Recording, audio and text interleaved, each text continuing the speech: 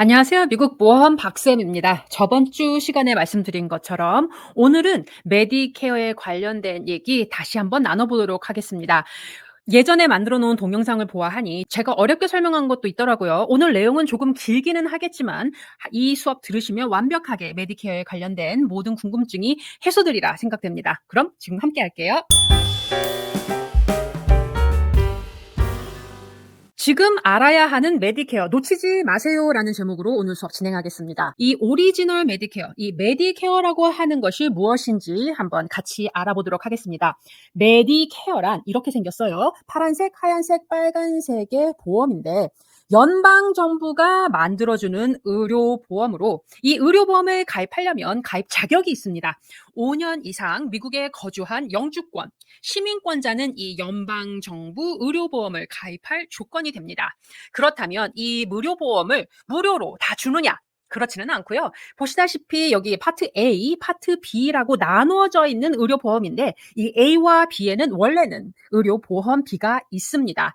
다만 이 파트 A라고 불리는 이 허스피탈 보험은 내가 메디케어 세금을 소득이 생길 때마다 냈을 경우 10년 이상, 그러니까 결국은 40 크레딧을 채우신 분들에게는 무료로 파트 A에 대한 보험이 주어집니다. 그런데 가끔 말씀하세요. 나는 일을 하지 않아서 아직 40 크레딧이 만들어지지 않았는데 내 부인 혹은 내 남편, 배우자는 40 크레딧을 만들었습니다. 내가 배우자의 크레딧으로 이 파트 A에 대한 의료보험을 무료로 받을 수 있을까요? 라는 질문을 하게 됩니다. 네, 맞습니다. 배우자가 40 크레딧을 채웠다면 그러면 그 배우자의 크레딧으로 나 또한 파트 A에 대한 이 의료보험을 무료로 받을 수 있습니다. 그런데 여기서 자세히 알아야 하는 것은 배우자가 나보다 나이가 어릴 수가 있어요. 그 어린 배우자의 크레딧을 받으려면 그 배우자가 40 크레딧을 채우고 또한 만 62세 이상이어야 합니다. 이 62세라는 것은 소셜 베네핏이 연금이 되었든 최소한의 나이가 62세이기 때문입니다. 따라서 배우자의 크레딧으로 파트 A에 대한 의료보험의 혜택을 받으시려면 나이 어린 배우자가 만 62세가 넘어야 합니다.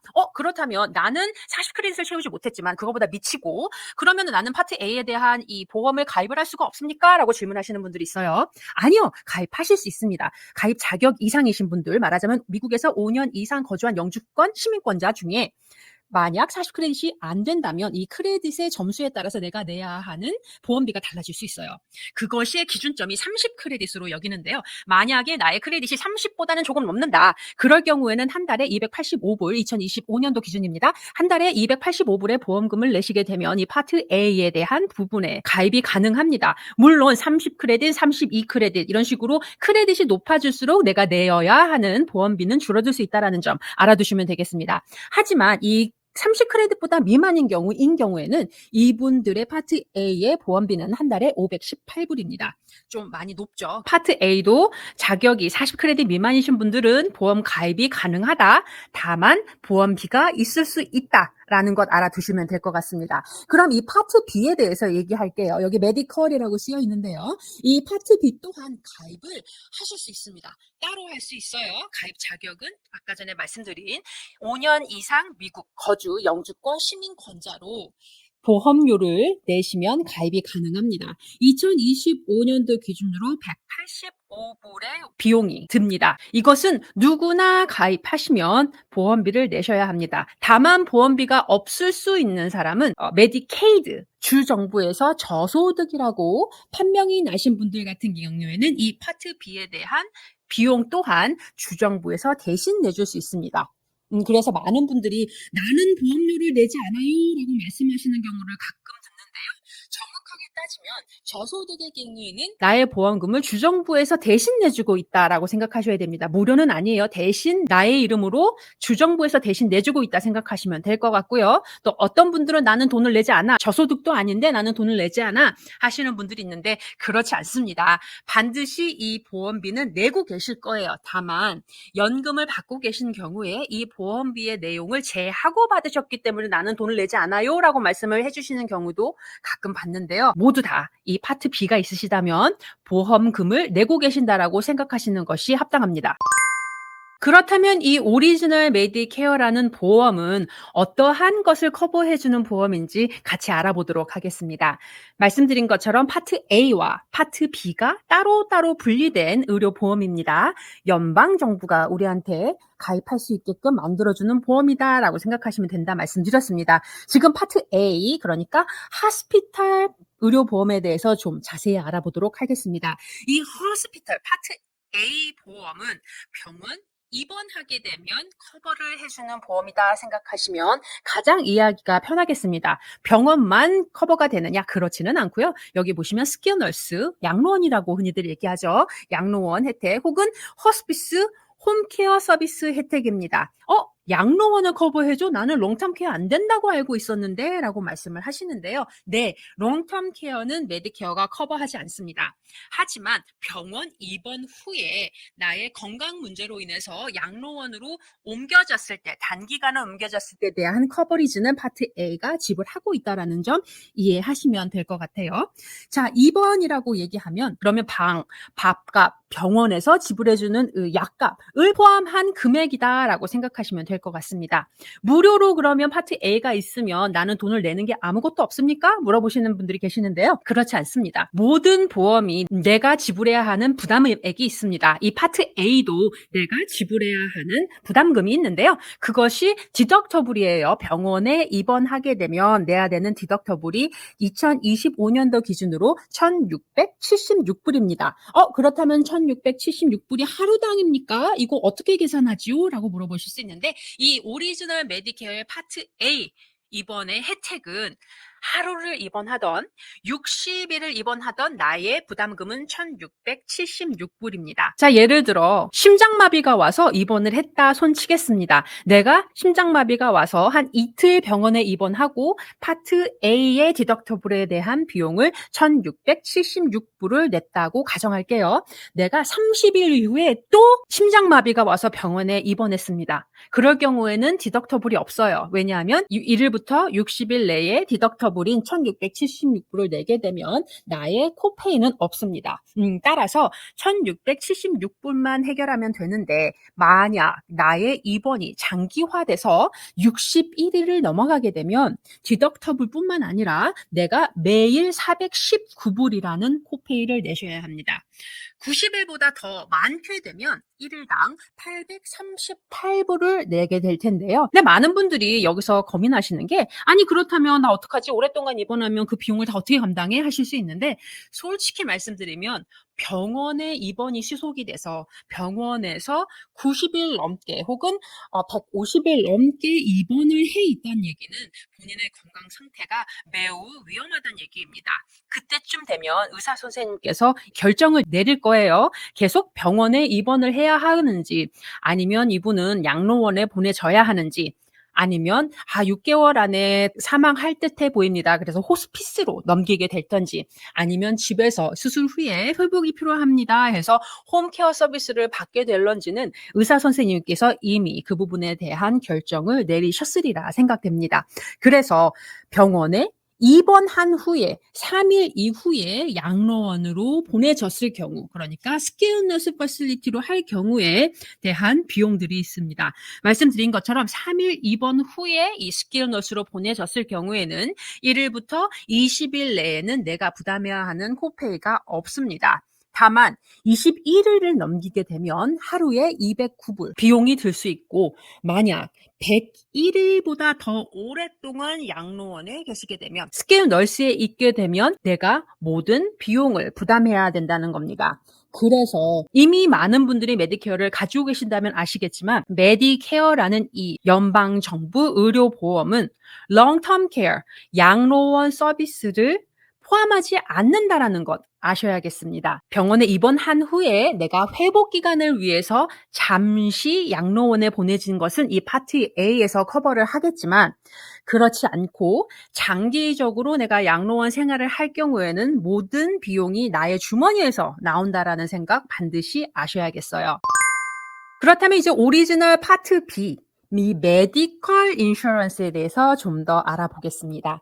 이 오리지널 메디케어 파트 B 같은 경우에는 의사 선생님, 간호사 선생님을 통해서 진료, 진찰, 수술, 그리고 백신 등과 같이 의료 서비스를 받게 되면 나를 대신해서 이 서비스의 비용을 내주는 보험입니다. 의료 테스트 또한 이 파트 B에서 내주는데요. 피검사, 엑스레이, MRI, CT 등등 우리가 의료 서비스를 받을 때 필요한 테스트들을 커버하는 게 파트 B며, 또한 그뿐만 아니라 휠체어, 산소통 혹은 뭐 병원 침대 등등 내가 건강을 유지하는 데 필요한 의료 기계 같은 경우도 이 파트 B에서 커버하는 내용입니다. 말씀드렸듯이 모든 사람들이 이 보험비를 내고 있습니다. 2025년도 기준 나의 소득이 개인 10만 6천 불 미만, 부부소득 21만 2천 불 미만인 경우에는 185불의 월 보험비를 내고 있습니다. 이 기준의 소득보다 더 많이 버시는 경우에는 보험비가 더 높아질 수 있어요. 그것을 이 IRMAA, ARMA라고 부르는데요. Income Related Medicare Adjustment Amount라고 해서 이 소득에 따라서 다른 메디케어 보험료를 낼 수 있다는 점 아셔야겠습니다. 이것이 2025년도에 작년 소득으로 이것을 아느냐? 그렇진 않고요. 2년 전 소득으로 이 알마라는 보험료의 부담금이 생기게 되는데요. 만약 나의 2년 전 소득이 회사를 팔아서 혹은 집을 팔아서 갑자기 소득이 많이 늘어나서 내가 소득 신고를 많이 했다. 근데 지금 현재 혹은 작년에는 소득이 이미 떨어져서 더 이상 그렇게 많지 않은데 이 많은 메디케어 보험액이 너무 부담스럽다 하시는 경우에 이것을 이대로 계속 내야 되느냐? 내가 단기간에만 내가 인컴이 많았는데 하는 경우에는 이것에 대한 어필을 할 수 있습니다. 여기 보시면 제가 링크 걸어드렸는데요. 소셜 시큐리티에서 이 로어 알마라는 사이트에 가시면 내가 이 부분은 단기적인 소득이었고 나는 소득이 그렇게 많지 않아요. 내가 매달 내야 되는 메디케어 보험금이 이렇게 많이 내는 건 공평하지 않습니다. 내 소득으로는 어림이 없어요 하시는 경우에는 이 어필을 하셔서 줄일 수 있습니다. 어필을 인정받는 경우가 말씀드린 것처럼 집을 팔아서 혹은 사업체를 받아서 갑자기 내 소득이 많아진 경우에 이 어필을 받아내는 경우가 많이 있습니다. 이 파트 B에는 내가 부담해야 하는 비용이 없느냐? 그렇지 않죠. 파트 B 또한 디덕터블이 존재합니다. 2025년도 기준으로 1년에 내가 부담해야 하는 디덕터블의 금액은 257불입니다. 이거 얼마 안 되네? 네, 맞습니다. 1년으로 따지면 257불 크지 않습니다. 하지만 이 파트 B에는 디덕터블뿐만 아니라 코인슈런스라는 게 존재하는데요. 코인슈런스라고 하면 나와 보험회사가 나눠내는 비용인데 이 메디케어는 20대 80으로 나눠내는 보험입니다. 내가 20%를 책임지고 메디케어, 그러니까 연방정부가 80%의 비용을 지불하는 보험이다라고 이해하시면 될 것 같습니다. 자, 그렇다면 이 오리지널 메디케어 이제 알았어요. 파트 A는 병원, 파트 B는 의료 서비스에 관련된 비용을 내주는 보험인데 이 잘 생각해보면 우리가 하나 미싱한 게 있습니다. 없는 부분이 있어요. 나이가 들게 되면 우리가 하나, 둘 늘어나는 게 바로 이 처방약입니다. 그것을 드러그의 D, 파트 D라고 불리는 이 커버리지가 있는데요. 메디케어를 의료보험으로 완벽하게 쓰려면 파트 A와 파트 B 그리고 약에 대한 처방이 필요하다라는 겁니다. 그렇다면 이 파트 D를 가입을 하려면 보험료가 있겠네? 라고 물어보실 수 있죠. 네, 맞습니다. 파트 D도 보험료가 있을 수 있습니다. 다만 이 처방약은 보험회사마다 의료보험비가 천차만별입니다. 사시는 지역에 따라 조금 다를 수 있지만 적게는 0달러부터 많게는 100불 정도의 처방약 보험이 있을 수 있습니다. 처방약에 대한 보험을 가입할 때 고려해 보셔야 하는 것이 내가 지금 먹는 약이 무엇이지? 그래서 그 부담금이 어느 정도나 되는지, 그리고 보험액이 어느 정도나 돼서 합계가 적합한지 확인해 보셔야겠습니다. 그렇다면 보험회사마다 이렇게 차이가 많이 나는 이유가 무엇일까요? 라는 궁금해 하시는 분이 있을 텐데요. 차이점은 이 약보험이 커버하는 약 종류에 따라 다릅니다. 그것을 포뮬러리라고 미국에서는 부르는데요. 이 포뮬러리가 크면 클수록, 그러니까 커버해주는 약의 종류가 많아질수록 보험비는 비싸게 될 겁니다. 그렇기 때문에 그 약을 커버하지 않는데 내가 저렴한 보험금의 약보험을 가졌다면 약 비용으로 오히려 더 많은 비용을 내고 계실 거예요. 그러지 마시고 내가 먹는 약이 어느 정도의 보험에서 어느 정도의 금액을 내고 커버를 하고 계시는지 확인해 보셔야겠습니다. 그런데 가끔 가다가 말씀하세요. 나는 처방약을 먹지 않아서 굳이 약보험이 필요가 없는데 아니 무슨 왜 이 약보험을 가입해야 해요? 라고 물어보시는 분들 가끔 있습니다. 그 이유는 바로 벌금에 있습니다. 오리지널 메디케어 이것의 파트 A 파트 B 그리고 파트 D에는 가입하지 않으면 나중에 가입 시 벌금을 내게끔 만들어져 있습니다. 파트 A를 가입 안 할 수도 있고 파트 B 또한 가입 안 할 수도 있어요. 마찬가지로 D도 가입 안 할 수 있습니다. 하지만 나중에 나이가 들어서 파트 A나 B, D를 가입해야 하는 순간이 오게 되면 내가 65세가 지났음에도 불구하고 가입하지 않은 그 기간에 대해 벌금으로 다른 사람보다 더 많은 보험액을 지불하는 방법으로 이 벌금이 추징되게 되어 있습니다. 말씀드린 것처럼 65세가 되셨을 때 이 메디케어를 가입을 해야 하는데 가끔 이런 분들 계세요. 나는 아직 일을 하고 있고 직장에서 보험을 해줘서 나 직장보험을 가지고 있는데 메디케어 가입해야 해요? 라고 물어보시는 분들이 있을 수 있습니다. 네, 맞습니다. 내가 계속 일을 하고 있고 직장에서 그 의료보험을 제공해주고 있다면 그리고 그 직장이 근무자 20명이 넘는 직장에서 근무를 하고 있다면 메디케어를 65세가 되셔도 계속 미루고 연장하실 수 있습니다. 벌금 없이. 그 부분 자세히 알아두셔야 되겠고 그렇지 않은 모든 사람들은 내가 65세가 됨에도 불구하고 메디케어를 가입하지 않고 있다가 나중에 가입하게 되면 그 부분에 대한 벌금이 있을 수 있다는 점 알아두셔야겠습니다. 특히 많은 분들이 오해하시는 부분이 뭐냐 하면 직장보험을 가지고 있었고 나는 은퇴를 했는데 나의 배우자가 나이가 아직 어리고 나는 동갑내기라서 한 8개월 정도만 기다리면 될 것 같아서 나 회사 그만두고 코브라라고 불리는 직장보험을 계속 가입해 있으면서 한 8개월 후에 내 나이가 어린 배우자가 메디케어가 할 때나 메디케어 가입할 거야 라고 생각하시는 분들이 가끔 있는데요. 이 문제는 코브라는 흔히 얘기하는 직장보험에 해당되지 않기 때문에 만약에 8개월 늦게 가입을 하게 되면 그 부분에 대한 벌금 있을 수 있다는 것 알아두셔야겠습니다. 마찬가지로 오바마 케어는 직장보험이 아니고요. 또한 메디케이드, 나 메디케이드 받고 있어요 하시는 분들이 있을 수 있는데 그 또한 메디케어가 아니므로 나중에 65세가 지났을 때 메디케어를 가입하게 되면 이 부분에 대한 벌금이 있을 수 있다는 점 알아두셔야겠습니다. 그 벌금의 내용은 조금씩 다른데요. 파트 A는 1년 기준으로 10%입니다. 그것이 평생 내느냐? 그렇진 않고요. 파트 A에 대한 부분은 내가 가입하지 않은 기간 곱하기 2배. 라고 생각하시면 될 것 같습니다. 예를 들어 내가 1년 동안 파트 A를 가입하지 않았다.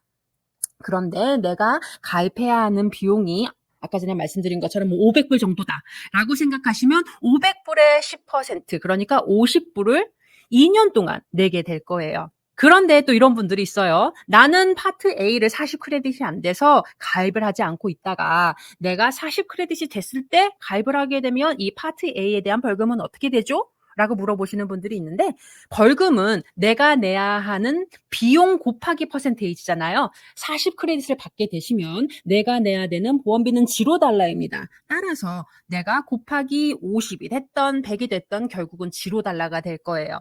그러니 40 크레딧이 많게 받게 되면 내가 나중에 미루어서 가입을 파트 A를 하셨더라도 따로 걱정해야 하는 파트 A의 부담금은 없지만 만약 여전히 내가 40 크레딧 미만이라면 이 부분에 대한 벌금이 있을 수 있다는 점 알아두셔야겠습니다. 그리고 파트 B 또한 1년 기준으로 하는데요. 이 1년 기준의 10%를 이것은 평생 벌금으로 낼 겁니다. 예를 들어서 아까 전에 185불 2025년도의 프리미엄이라고 말씀드렸어요. 계산하기 편하게 200불이라고 가정을 하게 되면 200불에 10%는 20불이겠죠. 1년을 미스했으면 20불씩 내가 다른 사람보다 더 많이 내게 될 거예요. 2년을 미뤘다면 40불. 이런 식으로 계속 올라가게끔 만들어져 있습니다. 그러니 가능하면 65세가 되셨을 때 파트 B 가입하시는 게 좋겠습니다. 또한 파트 D 약보험에 대한 벌금은 이 한 달을 기준으로 합니다. 한 달에 1%입니다. 내가 약을 먹지 않아서 '나는 약보험이 필요 없을 것 같은데.'라고 생각하시고 이 약보험을 가입하지 않게 되면 내가 평생 내야 하는 이 비용이 어마어마하게 늘어날 수 있습니다. 예를 들어 1 년만 미스해도 12%를 다른 사람보다 더 많은 보험비를 내시는 방법으로 벌금이 책정되기 때문에 반드시 오리지널 메디케어를 등록하시는 분이라면 이 파트 D 약보험을 가입하셔야 한다라는 점 알아두시면 좋겠어요. 제가 가장 안타까운 건 10년 이상, 15년 이상 이 약보험을 가입하지 않은 경우에는 약 보험비보다 벌금으로 더 많이 내시는 분들을 내가 봐왔습니다. 약 보험비 사실 저렴한 것들 꽤 많이 있거든요. 가입하셔서 이 벌금 문제 해결하시기를 부탁드립니다. 그렇다면 이 오리지널 메디케어 이 카드를 사용하는 방법에 대해서 조금 더 알아볼게요. 제일 중요한 게 뭐라고요? 이 메디케어는 연방 정부에서 주는 의료보험이다라고 말씀드렸어요. 연방 정부가 이 보험을 만드니 당연히 미국 어디서나 쓸 수 있습니다. 제가 여기다가 비기스트 네트워크라고 얘기했던 이유는 간단합니다. 연방 정부라 하면 돈줄이 확실해요. 병원도 그리고 의사 선생님도 압니다. 아, 내가 이 환자를 치료하고 진료하고 수술했을 때 돈 나오는 이 주체가 명확한 곳이냐? 그게 굉장히 중요하거든요. 따라서 정부가 이 환자에 대한 비용을 대신 내준다고 하니 이 메디케어라는 보험을 받는 의사 선생님과 병원 수는 상당히 많겠죠. 이제 그렇기 때문에 미국 전역에서 사용할 수 있다라는 게 큰 장점이 되겠습니다. 또한 이 메디케어는 Fee for Service라고 불리는 보험이에요. 요거를 내용을 잠깐 자세히 얘기하면 무슨 소리냐면 이 환자가 이 서비스가 필요하면 그것에 대한 비용을 처리해주는 보험으로 만들어졌습니다. 그렇기 때문에 의사 선생님이 혹은 병원에서 이 환자가 이 서비스를 필요로 합니다라고 할 경우에는 그것에 대한 비용을 처리하는 보험이 이 오리지널 메디케어입니다. 따라서 이 pre-authorization, 사전 승인이라고 불리는 절차를 포함하지 않습니다. 이 얘기인즉슨 환자가 필요하면 우리는 커버해 줄게요. 따로 승인 절차를 거치지 않아도 됩니다라고 하는 보험입니다. 그렇다면 모든 의료 서비스에 대한 비용을 이 메디케어라는 보험이 커버를 하느냐?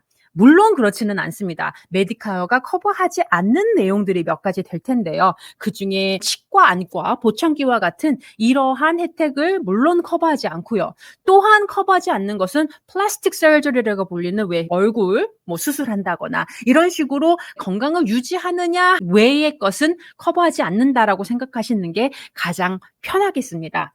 아까 전에 말씀드린 것처럼 이 오리지널 메디케어라는 보험을 사용하려면 나의 부담금이 있습니다 했어요. 파트 A도 따로, 파트 B도 따로 있는데 이 파트 A의 디덕터블 뿐만 아니라 내가 얼마나 병원에 오래 있느냐에 따라 코페이가 있을 수도 있고 파트 B 또한 디덕터블이 있으며 내가 파트 B에 대한 비용을 썼을 경우에 20%는 이 오리지널 메디케어를 사용할 경우에는 나에게 부담금이 주어진다라고 말씀을 했어요.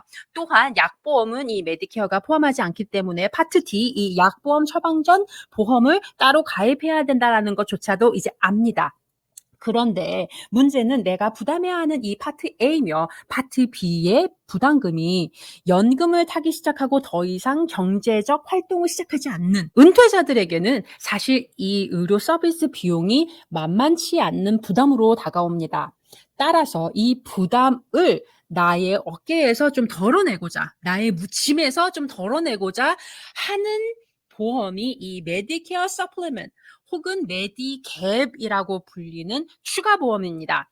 이 추가 보험은 의료보험이 아닙니다. 의료보험은 오리지널 메디케어예요. 다만 이 오리지널 메디케어라는 보험을 사용할 때 내가 부담해야 하는 부담금을 대신 내주는 추가 보험이 이 메디케어 서플리먼트 플랜 혹은 메디갭이라고 불리는 비용입니다. 따로 추가해서 가입하는 보험이기에 파트 B 보험 혹은 파트 D 보험 외에 내가 따로 가입을 해야 하는 보험입니다. 따라서 이 보험 또한 보험료가 있을 수 있습니다. 어디에 사느냐? 내가 나의 성별이 남자나 여자냐에 따라 보험료는 다를 수 있다라는 점 알아두셔야겠습니다. 자동차 보험처럼 시간이 지나게 되면 보험금도 조금씩 늘어난다는 점 알아두셔야겠습니다. 이 늘어나는 것 또한 보험 회사마다 정해진 룰이 다르기 때문에 그거는 조금 차이가 있을 수 있다라는 점 알아두시면 될 거고요. 대체적으로 제가 알아본 결과 주로 어느 주든 한 대체적으로 140에서 150불대에 65세가 되면 플랜 G라고 불리는 메디캡을 가입하게 되더라 정도만 알아두시면 될 것 같습니다. 자, 이 보험은 내가 오리지널 메디케어라는 보험을 사용할 때 드는 보험에 대한 지불액, 나의 부담금을 대신 내주는 보험이라고 얘기했어요. 그래서 첫 가입할 때 65세가 되셔서 혹은 내가 직장생활 하다가 처음으로 메디케어를 가입할 때 그때 가입을 하게 되면 나의 건강 문제 없이 그 심사 없이 메디캡 혹은 서플러먼 플랜을 가입이 가능한데 처음에 내가 가입할 때 나 메디캡 안 할 거야 라고 가입을 하신 후에 나중에 시간이 지나서 메디캡 혹은 서플러먼 플랜 이거를 가입하게 되려면 이 보험회사에서 만들어 놓은 건강 심사를 걸쳐야 그래서 통과해야 이 보험이 가입이 가능합니다. 잘 생각해 보세요. 보험회사 입장에서 많이 아픈 사람한테 이 돈을 대신 내주는 보험을 주는 게 좋겠습니까? 아니겠습니까? 당연히 건강에 문제가 있는 사람들은 어차피 내가 내줘야 하는 이 비용이 너무 많아지기 때문에 건강 심사가 당연히 필요한 거예요. 그래서 메디캡을 한 번 가입 안 하면 평생 가입을 못 하느냐? 그건 아니에요. 매년 돌아오는 연중 가입 기간에 내가 다른 플랜에서 메디캡으로 올 수 있습니다. 오리지널 메디케어에서 메디캡을 더 사용하든지 아니면 메디캡에 있다가 어드밴티지 플랜으로 바꿀 수 있습니다. 하지만 내가 건강에 문제가 생겨서 어드밴티지에 있다가 메디캡으로 옮기겠다 하게 되면 이 심사 조건을 통과해야 가입이 가능하다는 점 아시면 좋겠습니다.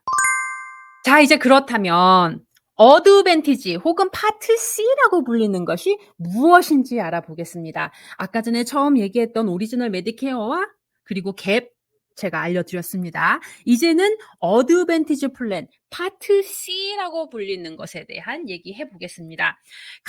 어드밴티지 플랜을 가입하려면 가입 자격은 우리 오리지널 메디케어 파트 A와 B 둘 다 있는 사람만 가능합니다. 파트 B 오리지널 메디케어 가지고 있다가 내 어드밴티지 플랜 가입했으니까 나 어드밴티지 플랜 가입했으니까 이제 파트 B 보험료 안 낼 거야? 아니에요. 파트 A와 B 둘 다 가지고 있는 사람만 어드밴티지 플랜 가입이 가능하고 만약에 하나라도 없어지게 되면 자동으로 누락되게 셋업이 되어 있습니다. 제가 미국 보험 박셈 할 때 주로 오리지널 메디케어에서 어드밴티지로 갈아탑니다 라고 얘기를 주로 하는데 이 갈아탑니다 하는 데는 이유가 있습니다. 왜냐하면 어드밴티지 플랜을 가입하면 더 이상 이 오리지널 메디케어가 보험이 아니고요. 사보험회사, 그러니까 민영회사가 만든 보험 플랜으로 갈아타게 되는 겁니다.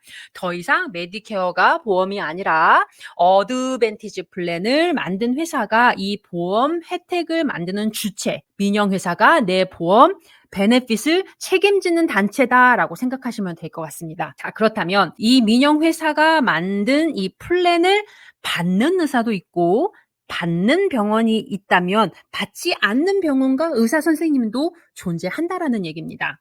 그래서 흔히 얘기하는 네트워크라고 불리는 것이 이 부분에 해당합니다. 따라서 이 민영회사가 만든 플랜을 받는 의사 선생님과 병원이 있게 됩니다. 이 민영회사는 반드시 이윤을 창출해내야 되는 보험회사예요.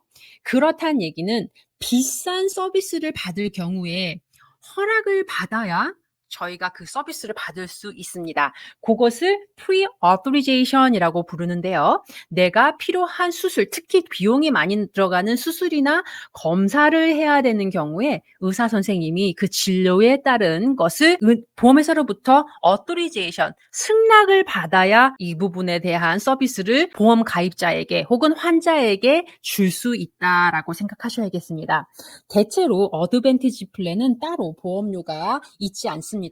근데 정확하게 따지면 $0라고 제가 얘기해야 되거든요, 법적으로. 이 보험료를 내가 내지 않는 것이지 사실은 보험료가 있습니다. 원래 내가 내야 하는 이 보험료를 내가 주머니에서 더 나가지 않는 것이지 이 보험비는 연방 정부가 나를 대신해서 보험회사에게 내주고 있다라고 생각하시면 될 것 같아요. 그리고 이 민영보험의 장점이라고 할 수 있는데요. 치과, 안과, 보청기, 피트니스, 그리고 우리 파트 D 약보험을 모두 포함하는 종합보험이 많이 있습니다. 물론 어떠한 어드밴티지 플랜을 선택하느냐에 따라 치과니 안과니 뭐 이러한 베네핏의 내용도 조금 달라질 수 있어요. 어떤 어드밴티지 플랜은 약보험의 혜택이 없는 경우도 있고 어떤 어드밴티지 플랜은 안과 혹은 뭐 치과에 커버리지가 없는 플랜들도 있습니다. 심지어는 어떤 어드밴티지 플랜은 $0가 아닌 40불, 80불 이런 식으로 엑스트라 보험료가 있는 경우도 있습니다. 그것은 혜택 내용에 따라서 다른 보험비가 측정되고 그 또한 어떠한 플랜을 가입하고 마느냐는 본인 선택에 있다는 것 알아두시면 될 것 같습니다. 특히 이 어드밴티지라는 플랜은 민영회사가 Center of Medicare and Medicaid라고 하는 CMS라고 불리는 이 서비스 기관에서 OK 승인을 받은 보험입니다. 그래서 이 플랜 혜택을 1년 단위로 만들었기 때문에 이 혜택이 똑같은 혜택이 바뀌기도 하고 매년 혹은 가지고 있던 플랜이 없어지기도 합니다. 10월 달쯤에 ANOC이라고 불리는 Annual Notice of Change라고 불리는 편지가 본인에게 오게 되게 돼 있어요. 만약에 내가 가입했던 플랜에 하나라도 변화가 있게 되면 법적으로 보험회사는 가입자에게 알려주게 되어 있습니다. 그래서 대부분의 보험회사에서는 이 10월 달에 ANOC이란 편지를 보낼 거예요. 약 커버리지가 바뀌었을 수도 있고 내가 다니는 병원 네트워크가 바뀔 수도 있고 심지어는 코페이며 코인슈런스며 이러한 내가 부담해야 하는 비용이 바뀌게 되면 반드시 본인에게 알려주게 되어 있습니다. 그래서 연말에 10월 달쯤에 만약에 보험회사에서 편지가 날아오거들랑 그냥 버리지 마시고 그것이 어떻게 변하는지 꼭 확인해 주시기를 권장합니다. 왜냐하면 각 ANOC 레터에서 지금 당신이 가입했던 플랜이 아예 없어집니다 하게 되면 다른 것으로 바꾸셔야 해요. 그것을 놓치게 되면 이 보험회사에서 지정해 놓은 다른 플랜으로 바뀌거나 아니면 본인도 모르는 사이에 오리지널 메디케어로 변하게 되어 있습니다. 그러니 10월 달에 ANOC 레터가 오게 되면 버리지 마시고 그 부분에 대한 내용 꼭 확인하시기를 권장해 드립니다. 그렇다면 이제껏 말씀드린 것처럼 이 메디케어라는 것을 등록할 때 내가 할 수 있는 선택은 딱 두 가지입니다. 하나는 말씀드린 것처럼 우리 오리지널 메디케어라고 불리는 파티 A, B, 그리고 약보험과 내가 만약에 비용을 처리해주는 보험을 따로 추가해서 선택하고자 한다면 메디캡이라는 것 할 수 있는 초이스 하나. 혹은 아까 전에 말씀드린 것처럼 갈아탄다라고 말씀드렸어요. 어드밴티지라고 불리는 이 민영회사가 만들어낸 의료보험으로 갈아탈 수 있습니다. 처음 말씀드린 것처럼 오리지널 메디케어는 fee for service 그래서 서비스가 필요한 것에 대한 비용을 대신 내주는 보험으로 가지고 있으셔서 편하게 쓰시던가 아니면 어드밴티지 플랜 주로 얘기할 때 매니지 케어라고 하는데요. 비싼 의료 비용이 드는 거를 승인을 받아야 한다고 얘기했어요. 그리고 그렇다면 네트워크 있고 병원 갈 수 있는 병원에 한정이 있다라고 말씀드렸습니다. 그렇게 될 경우에는 어드밴티지 플랜으로 혹은 파트 C라고 불리는 것으로 갈아탈 수 있는 이 첫 번째 방법, 두 번째 방법 둘 중에 하나를 선택하는 순간이 반드시 온다라는 것 알아두시면 되겠습니다. 그렇다면 지금까지 선택하지 않은 사람들은 이제껏 선택하게 되면 되는데 만약에 내가 이미 메디케어를 가지고 있었다. 내가 가지고 있는 게 뭔지 모르겠다 하시는 분들한테 도움이 될 수 있는 얘기입니다. 내가 가지고 있는 예를 들어서 뭐 유나이트 헬스케어를 제가 들어보겠습니다. 많은 분들이 나 AARP 있어요 얘기하는데 AARP는 보험회사가 아닙니다. 여기 보면 유나이트 헬스케어가 사실은 보험회사고 내가 가입한 이 플랜이 과연 어드밴티지인지 메디캡 혹은 서플리먼트 플랜이라고 불리는 추가 보험을 가지고 있는지 궁금하시다면 보시면 돼요. 여기 유나이트 헬스케어 어드밴티지라는 글자가 무조건 쓰여 있으면 나는 어드밴티지 플랜을 가입했습니다. 근데 내가 가지고 있는 플랜에 supplement라고 쓰여 있다면 메디캡 혹은 우리 서플리먼트 플랜을 가지고 있습니다. 지금 현재 제가 보여드린 이 사진은 유나이티드 헬스케어를 보여드렸지만 시그나도, 에트나도, 휴메나도 다 어드밴티지 플랜과 그리고 서플리먼트 플랜을 모두 만들어내는 회사라는 점 알아두셔야 되겠고요. 그래서 내가 가지고 있는 이 플랜이 과연 어떤 플랜인지 알고 싶다면 이 글자를 꼭 확인해 보십시오. 어드밴티지라고 쓰여 있는지 아니면 서플리먼트라고 쓰여 있는지 그것에 따라 내가 가지고 있는 플랜이 무엇인지 명확하게 아실 수 있습니다. 자, 그래서 오늘은 수업 내용이 조금 길기는 했겠지만 오늘은 메디케어에 대한 전반적인 얘기 나눠봤습니다. 제가 이 슬라이드 중에서 얘기 안 한 게 단지 있는데요. 그렇다면 메디케어를 가입할 수 있는 기간이 어떻게 되느냐라고 궁금해하실 텐데 생일을 기준으로 3개월 전, 3개월 후까지는 내가 가입할 수 있는 기간입니다. 65세가 되시기 3개월 전, 그리고 3개월 후까지는 내가 이 메디케어라는 보험을 가입이 가능하고 이 가입은 어디서 해야 하느냐 궁금하신 분들이 있을 수 있어요. 이 보험은 소셜 시큐리티 오피스를 통해서 전화로 날짜를 잡고 인터뷰를 통해서 가입을 하거나 아니면 ssa.gov로 가셔서 본인 계정을 만들고 그 부분에 대한 신청 또한 가능합니다. 그렇다면 내가 어드밴티지 플랜 그리고 메디캡, 약보험까지 이 부분에 대한 보험을 어디서 들지요? 라고 궁금해하시는 분들이 있는데요.